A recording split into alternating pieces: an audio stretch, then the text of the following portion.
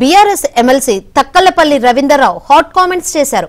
ఎర్రబల్లి సత్యవతికి మంత్రి పదవులు ఇస్తే ఉద్యమకారులు బాధపడ్డారని ఆయన అన్నారు. వరంగల్ ఆత్మగౌరవం ఉన్న జిల్లా అన్న ఆయన తెలంగాణ వాదం ఉద్యమం తెలియని వారికి మంత్రి పదవులు ఇస్తే ఎలా అంటూ కామెంట్ చేశారు.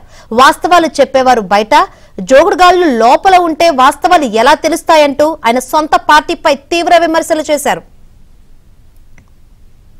ఖమ్మంలో బయట గెలిచిన వారిని పార్టీలోకి తెచ్చుకుంటే నేతలు గ్రూపులుగా విడిపోయారన్నారు. కొన్ని జిల్లాల్లో తమ ఎమ్మెల్యేలు ప్రజలకు ఇరిటేషన్ పెంచారని అన్నారు.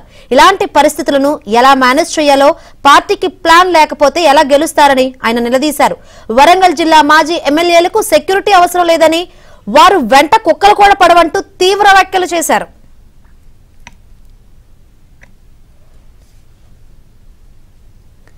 Right, BRS MLC Takkalapalli Ravinder Rao తీవ్ర వ్యాఖ్యలు చేశారని చెప్పాలి. ఇదే విషయం గురించి మరింత సమాచారాన్ని మా ప్రతినిధి నరసింహరావు అడిగి తెలుసుకుందాం. నరసింహరావు,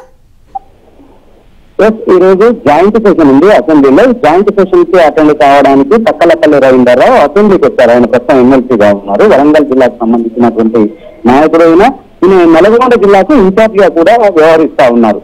సో ఈయన ఈ సెషన్స్ కోసం అసెంబ్లీకి వచ్చినటువంటి సమయంలో మీడియాతో చిట్చాట్ గా మాట్లాడుతూ కొన్ని ఆసక్తికరమైనటువంటి కామెంట్స్, హాట్ కామెంట్స్, తీవ్ర వ్యాఖ్యలు కూడా రవీందర్రావు చేశారు. ఓటమికి సంబంధించి ఆయన విశ్లేషణ చేస్తూ ప్రధానంగా 4 రీజన్స్ చెప్పారు. ఒకటి, అధినేత వాస్తవాలు తెలుసుకునేటువంటి ప్రయత్నం చేయకపోవడం.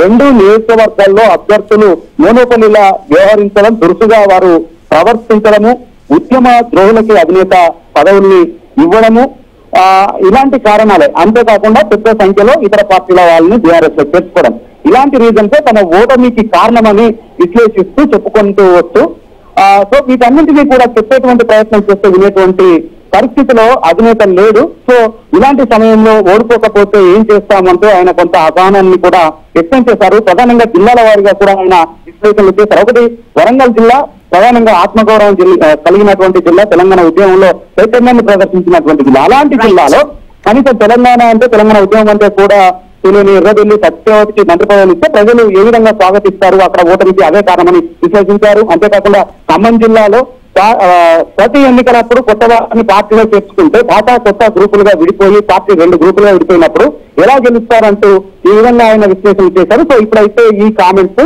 టీఆర్ఎస్ పార్టీలో టీఆర్ఎస్ పార్టీ వర్గాల్లో కొంత కలకలాన్ని రేపుతున్నాయి.